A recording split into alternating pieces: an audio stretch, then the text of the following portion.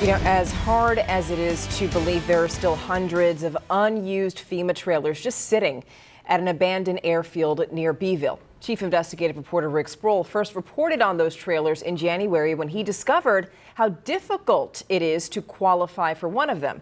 Well, hundreds of Texas families displaced by Harvey are still waiting on a trailer. And guess what? We're already heading into another hurricane season. Here's a follow-up.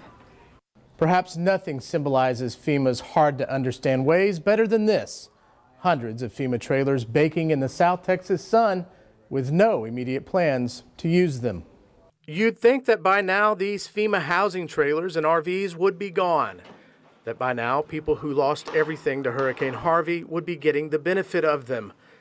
Back in January, Refugio County Sheriff Pinky Gonzalez told us his community needed them badly.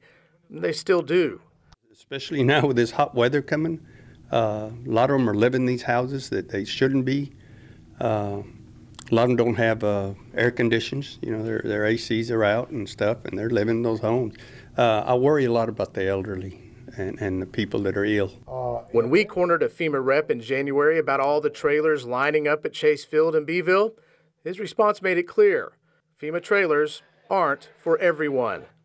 If they have $17,000 or more in damages, they qualify for the direct housing program on that score, and then they are re-interviewed to see whether they're interested in going into that program. Well, now that we're into the month of June, we decided to come back and see if the trailers are still out here. They are, as far as the eye can see.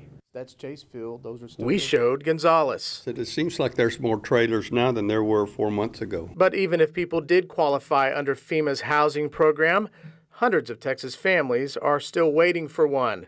The numbers pulled from FEMA's last report reveal that more than 440 housing applications are still processing. No one's waiting for one in Refugio County because only 13 applicants qualified there. Gonzalez says scores of other people still need help. They get a rain, you know, so they're going to go through the same thing. Walls are going to get wet and they're going to get mold again. A press secretary for the Texas General Land Office that manages the program says they've tried to work with FEMA to get more people into those trailers.